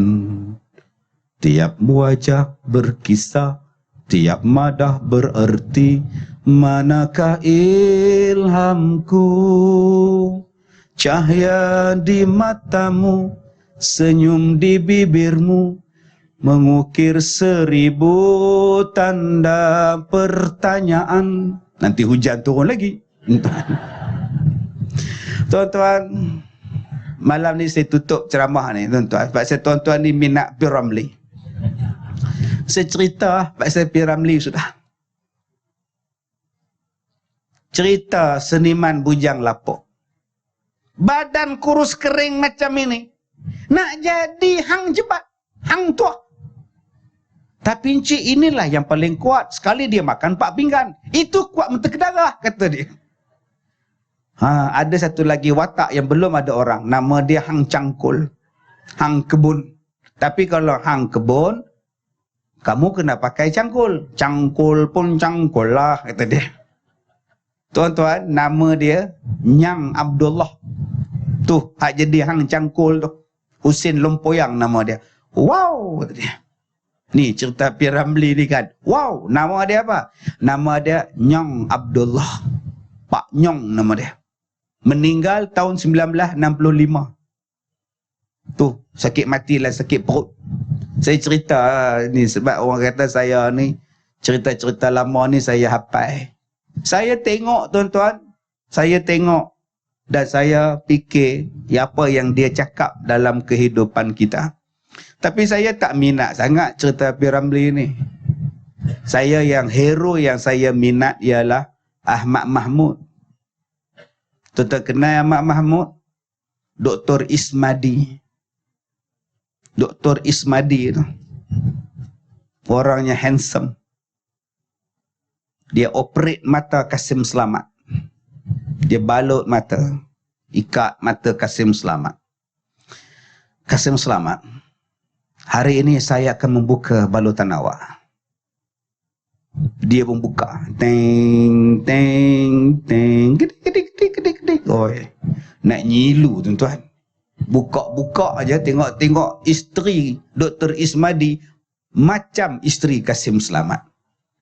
Isteri Tuan Doktor saling tak tumpah seperti arwah isteri saya. Apa Dr. Ismadi jawab? Agaknya pelanduk dua serupa Kasim Selamat. Tengok-tengok betul isteri dia. Woi, marah dia. Mak dia. Aku hairan kenapa engkau jadikan sebagai manusia.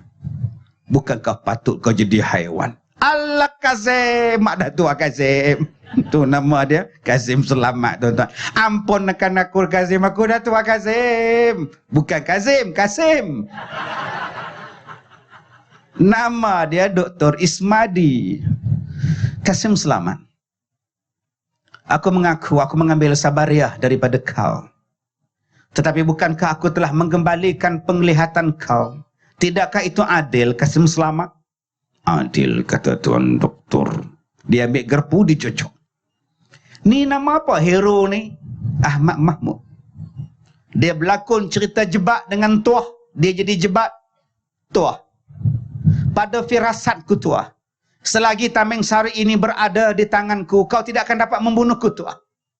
Ketepilah kau daripada pintu itu tuah. Biar aku turun kau amuk seluruh pengkhianat itu tuah. Naik bulu roma tau. Kalau dia menyanyi, suara dia sedap tuan-tuan.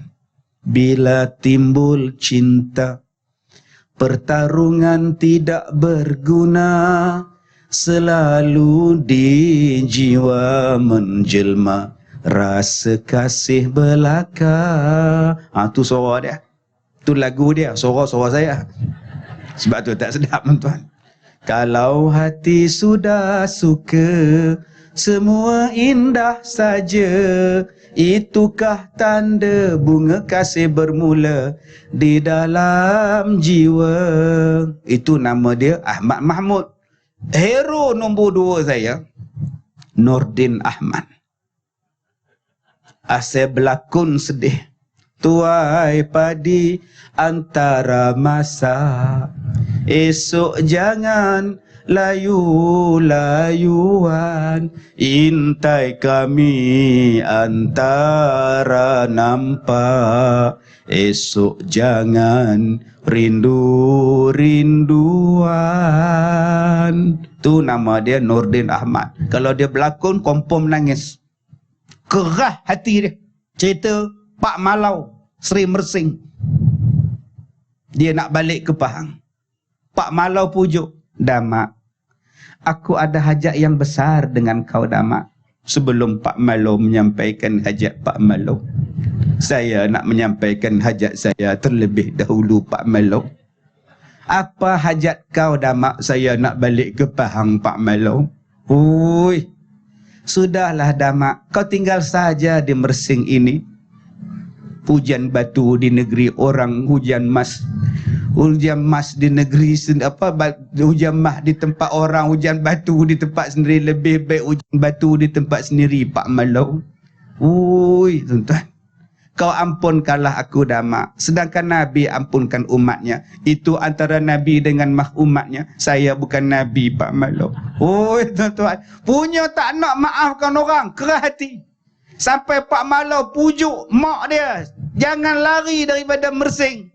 Buruk, kau ajaklah anak kau tinggal di sini, jangan balik ke Pahang. Malau, kalaulah dia kecil, senang aku menjaganya, Malau. Sekarang dia sudah besar panjang. Itu nama dia Mak Neng, tuan-tuan. Yang Saleh Yaakob duk tiru. Hero nombor 3 saya baru P. Ramlee. Rosyamno tak? Rosyamno bawa lagi. Fatah Amin tak tahu ada dalam list ke tidak, tuan-tuan. Hero nombor 3 saya baru P. Ramlee. Dia genius. Filem dia tu, dalam filem tu dia ajak kita jadi orang yang baik. Sebab tu filem dia sampai sekarang kekal orang ingat. Sampai sekarang kita ingat dialog dia. Tadi saya sebut dialog dia, hang cangkul pun cangkul lah. Tuan-tuan ingat? Sampai sekarang tuan-tuan ingat cerita-cerita dia, cerita labu-labi. Sampai sekarang tuan-tuan ingat. Dia duk ngorak Cikgu Murni tu. Orang tu namanya apa, Tuan Haji? Namanya Akil kah, Sakil kah? Kil-kil lah. Lupalah pula saya, selalu namanya di bibir saja. Nampak tuan-tuan, tu namanya Haji Bakil. Oh, duk mengorak orang tua, mengorak. Tuan Haji, makanlah kuih ni. Saya belum lapar, Cikgu Murni. Amboi, jangan tak sudi pula. Kalau sudah dipaksa, apa boleh dibuat? Nampak tuan-tuan? Subhanallah. Tuan-tuan ingat sampai sekarang? Cuba tuan-tuan ingat filem sekarang, siapa ingat? Taubatlah Rum tak ingat. Sebab apa? Sebab dia cedok pada kita. Dia buat filem Seniman Bujang Lapuk. 3 orang pergi minta kerja. Sudin, kau pergi tanya itu jaga, ini ke tempat syuting filem? Dia pergi tanya, oi, ini tempat bikin filem kah? Apa sing tu jawab? Nama saja orang Melayu, tapi panggil orang hoi hoi hoi. Berapa ramai yang ambil daripada cerita P. Ramlee? Dia ajar kita jangan memaki orang, gunakan bahasa yang baik. Apalah kau panggil orang hoi hoi, orang ada nama tak? Ingat tahu, bahasa menunjukkan bangsa tahu. Tengok aku panggil. Tuan, saya bukan tuan, saya jaga juga. Pergi berlakon. Datang orang, muka macam ni pun mau berlakon ke? Orang Melayu kutuk orang Melayu. Muka macam ni pun mau berlakon ke? Apa Sing cakap? You pun satu. Dia orang punya rezeki, dia orang punya makan. You punya rezeki, you punya makan. Apa pasal you kacau orang punya makan? Jangan dengki. Berapa ramai kita ni, bangsa kita dengki tak habis-habis. Minat P. Ramlee tapi tak mau ambil pengajaran dia. Dia ajar pada kita. Satu benda. Tuan-tuan tengok cerita tu, Seriman Bujang Lapuk. Pukul 4 pagi bergaduh. Yang India lelaki bini tu. Punggeri. Dia halau isteri dia.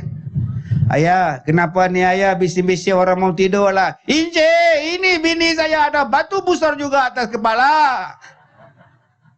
Apa pasal dia buat? Saya ada anak juga, berak juga. Saya kata angkat buah ni saja taik. Dia tak mau, tak ada apa, saya angkat saya buang. Tapi tu ada anak tenang tu taik kena saya muka. Itu saya marah dia. Punggeri. Itu dia tuan-tuan. Subhanallah. Pi Ramli aja apa? Ayah, sudahlah Pak Setai. You basuh sudah habislah. Sekarang pukul 4 orang mau tidur. Sudah. Apa? Tidur. Isteri dia pula tamak. Yelek. Tamak. Tuan-tuan ingat cerita tu. Jangan marahlah cik. Suami sudah baik. Dia sudah baik. Jangan gaduh-gaduh lah. Pergi tidur. Dia ajar kepada kita. Benda kecil. Jangan bagi besarkan. Halus-halus punya. Selesai settle elok-elok. Ustaz, itu filem dia. Dia jadi berkasin selamat, jadi buta. Dia tiru daripada kisah Nabi Yaakob nangis sampai buta. Dia tiup trompet. Hai mambang tanah, mambang api, mambang angin, berdampinglah dengan aku. Wahai si mambang. Datang hantu gigi. Jangan kacau, sinilah aku mau belajar. Dia tumbuk hantu gigi. Hantu gigi buka gigi, dia tiup trompet. Pon. Bangkit segala ahli kubur. Bukankah dia tiru ayat Quran? Wa nufikha fis-sur fatatuna afwaja. Dia tiup sangkakala, bangun ahli kubur. Begini bangun tuan-tuan. Dia cedok ayat Quran, dia letak di situ. Sebab tu bila tuan-tuan tengok tak jemu. Sebab Al-Quran takkan menjemukan. Bukan setakat ditiru tuan-tuan. Lagu pun dia tiru. Daripada tajwid. Dengung cukup. Izhar cukup. Idgham cukup. Ikhfa' cukup. Harakat cukup. Bulan. Nampak? Bu maksli 2 harakat. Bawau bu. Lam nun lan. Nun mati jumpa dal. Ikhfa' hakiki. Dengung 2 harakat. Bulan dan juga angin.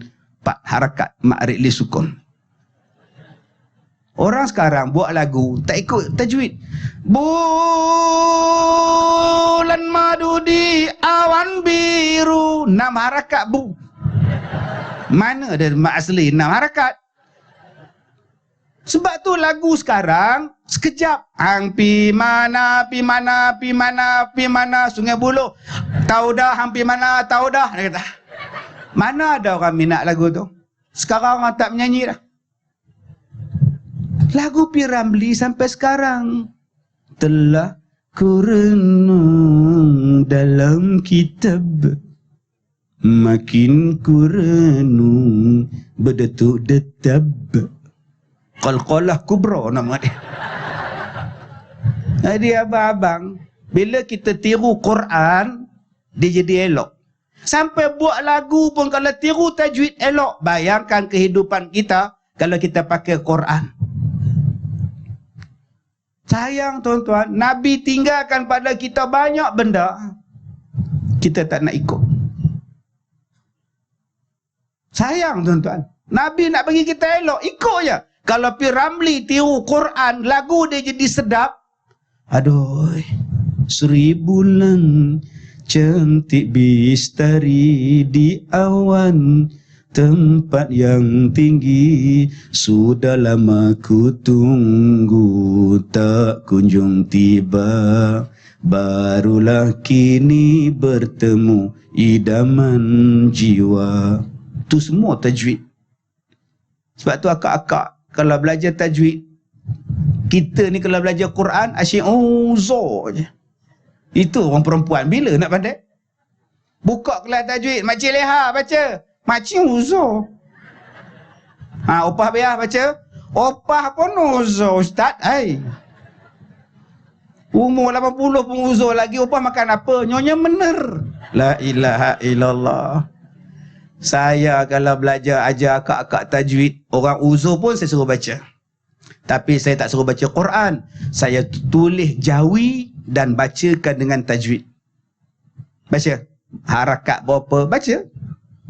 Tu yang saya duk ajar dulu. Bunyi macam Arab. Tapi bukan Arab. Bunyi je. Cuba tuan-tuan dengar betul-betul. Sini rokok dan hil akuna hisab. Tuan-tuan faham tak? Kalau tak ada rokok dan hil rokok, Suria pun jadilah. Ini kalau wakil Kampung Melayu Sungai Buloh kalah Kampung Melayu Subang, tuan-tuan tahu. Padahal bukan ayat Quran, merapu je. Subhanallah. Untung tuan-tuan kita duduk di Malaysia. Punya banyak orang buat korban. Orang Malaysia sangat baik, pemurah. Dia tiru Rasulullah buat korban. Tuan-tuan, orang Malaysia 42,500 orang buat haji tahun ini. Alhamdulillah. Sampai orang Arab datang cop immigration di sini. Mana ada dalam dunia, tuan-tuan. Arab punya seksa untuk kita nak cop. Dia tak, dia mari datang Malaysia, dia cop. Makna dia percaya pada kita. Saya tengok tuan-tuan di sini, Masya Allah, ikut sunnah. Ada yang hari ni potong kuku. Masuk sunnah betul tuan-tuan. Masjid cantik, tandas, bersih. Berapa banyak yang azan sedap. Tak ada azan yang saya sebut dalam TV tu. Ayyalal falah. Tak ada lah tuan-tuan. Budak dalam buaya pun takut. Mama takut. Takut apa orang azan lah, kata dia. Sekarang semua orang azan sedap-sedap lah ke? Nabi suruh pilih seorang nyaring. Allahu Akbar, Allahu Akbar. Bangun segala orang. Ikut sunnah tu. Tok Imam sekarang suara sedap. Kalau dulu betul tuan-tuan, sekejap ke depan, sekejap ke belakang. Kita dengar pun gini. Alhamdulillah Rabbil Alamin. Terkejut kita tau. Sekarang Tok Imam semua hafiz. Alhamdulillahi Rabbil Alamin Ar-Rahmanir Rahim. Sedap dah tuan-tuan sekarang. Kita rajin sedekah, kita rajin puasa, buat Quran awal lagi. Quran awal lagi baca. Satu dunia baca, satu Malaysia baca Quran. Subhanallah, bagusnya orang Malaysia. Tuan-tuan tahu ada Mahat Tafiz di Malaysia ni beratus-ratus. Selangor saja beratus. Hebat Islam di Malaysia ni. Semua ikut Nabi Muhammad. Tapi ada satu benda kita tak nak ikut. Nabi cakap jangan berpecah belah. Yang tu orang Islam tetap nak pecah belah. Sayang yang tu ya tuan-tuan. Pergi masjid tak bercakap, pergi surau tak bercakap, korban tak nak tolong. Kenapa tak tolong korban dia? Tak payah, dia belah sana. Nampak? Tak pergi dengar ceramah Ustaz Kazim ke? Tak payah, dia belah sana. Dia belah mana? Belah sana. Dah baik dengan Datuk Zim belah sana. Saya juga baik dengan orang asli tau. Kenapa tak cakap? Ustaz Kazim tu orang asli tu. Main belah. Kita jawab je, boleh belah. Orang bercakap tu soal nak naik ke Islam, kau berpecah belah. Asyik nak bergaduh, siang malam bergaduh. Bergaduh sebab apa? Orang Melayu bergaduh sebab dua. Korban tak korban. Pertama, bergaduh masalah khilafiyah. Nak baca telkin ke tidak? Kunut ke tidak? Itu je bergaduh. Baca tak baca sudah engkau. 8 ke 20? Sayyidina ke tak Sayyidina? Allahumma salli ala Muhammad ke Sayyidina Muhammad? Bergaduh tuan-tuan. Aduh. Nombor 2 orang Melayu bergaduh pasal apa? Pasal pangkah. Ni, pasal pangkah. Politik. Nak pangkah mana? Pasal bendera. Padahal tak tahu bila pilihan raya. Tak sempat pilihan raya, mati. tapi dah putus silaturahim pasal pangkah punya masalah. Cuba duk elok-elok, nanti bila datang pilihan raya, tuan-tuan pangkah lah. Sekarang jagalah kampung, dadah jangan masuk, pompak jangan sampai. Tolong ibu tunggal, tolong anak-anak sekolah, macam mana nak bangunkan ekonomi kita, macam mana nak imarahkan masjid kita, macam mana nak bagi kuat ekonomi kita, macam mana nak bagi baik anak-anak kita. Ini perlukan kerjasama. Asyik lupa pangkah. Tapi tengok cerita P. Ramlee. Ada tak P. Ramlee cerita bab pangkah? Ada. Ceritanya Alibaba bujang lapuk. Penyamun 40. Cip. Sarjan. Kau pergi rumah Kasim Baba, kau pangkah itu rumah Kasim Baba. Nanti malam kita pangkah rumah dia, kita rompak rumah dia. Ai, Cip, kata Ibrahim pendek. Dia pergi dekat pintu Kasim Baba, dia pangkah. Datang Sarimah, dia padam. Dia pergi pangkah dekat jamban. Oh, jamban kecil tu dia pangkah. Datang penyamun malam tu. Cip, ini rumah Kasim Baba. Kasih apa lagi? Pecah lah, kata dia. Pecah-pecah jamban. Berterabur, taik, semua habis badan. 40 penyamun dapat taik. P. Ramlee nak bagi tahu, berhati-hatilah memangkah. Silap pangkah, tuan-tuan dapat taik. Faham? Yang mana faham, faham. Tak faham sudah, tuan-tuan. Jadi berhati-hatilah memangkah akan datang, ya. Jangan dapat taik. Jadi itu saja ceramah saya malam ni, tuan-tuan. Pengajaran dia apa? Jangan mangkah salah, tuan-tuan. Jadi insya-Allah kita jumpa malam besok di rumah masing-masing jam 9 malam. Hanya di TV3. Kita nak tutup ceramah ni dengan selawat, dengan doa. Mudah-mudahan Allah rahmati kampung kita, rahmati kampung Melayu Sungai Buloh ni, penduduknya yang datang malam ni. Allah rahmati rezeki kita, berkati anak-anak kita dan sebagainya. Tuan-tuan, bagi tuan-tuan yang nak tolong sekolah saya, di situ ada 2 gerai pusat pendidikan Al-Barakah. Yang mana pernah datang, dia tahulah Al-Barakah. Ada anak yatim, ada fakir miskin dan sebagainya. Ada tahfiz, ada 1000 orang pelajar. Yang paling kecil 6 tahun, yang paling tua 88 tahun. Jadi siapa yang nak derma, saya tak minta duit. Saya cuma minta tuan-tuan belilah air penawar ke, kismis ke, buku saya ke. Semua sumbangan adalah untuk sekolah saya pusat pendidikan Al-Barakah. Saya jemput pada yang bahagia Datuk dan kepada semua tetamu kenamaan. Naik di atas pentas, kita sama-sama berselawat ke atas Nabi SAW dan kita tutup dengan bacaan doa. Bismillahirrahmanirrahim. Amin. Alhamdulillahirabbil alamin wassalatu wassalamu ala Rasulillah wa ala alihi wasahbihi ajma'in. Amin.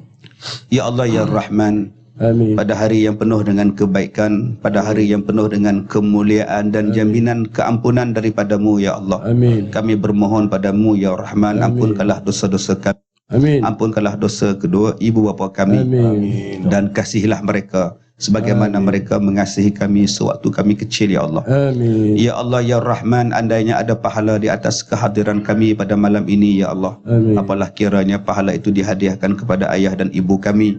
Amin. Sama ada yang masih hidup atau yang telah kembali ke rahmatullah. Amin. Ya Allah ya Rahman, Tuhan yang maha gagah lagi yang maha ihsan. Amin. Berikanlah kebaikan kepada iman kami ya Allah. Amin. Tambahkanlah taufik dan hidayah kepada kami ya Rahman. Amin. Peliharalah keluarga kami daripada segala nasir yang boleh merosakkan akidah dan iman mereka ya Allah. Ya Allah ya Rahman, jadikanlah anak-anak kami anak-anak yang soleh dan salihah yang menyejukkan mata hati kami ya Rahman. Amin. Berkatilah negeri kami ya Allah. Berkatilah kampung kami ya Rahman. Rahmatilah negara kami ya Allah menjadi baldatun tayyibatun wa rabbun ghafur. Berkatilah pekerjaan kami, berkatilah rezeki kami dan murahkanlah rezeki kami ya Allah. Amin. Ya Allah ya Rahman, jadikanlah kami yang terbaik ya Allah. Jadikanlah kami umat yang bersatu hati ya Allah. Elakkanlah perpecahan dan pergaduhan dan persengketaan sesama kami. Sebaliknya kecantumkanlah hati kami dengan penuh kasih sayang dan mahabbah Islamiyah ya Allah.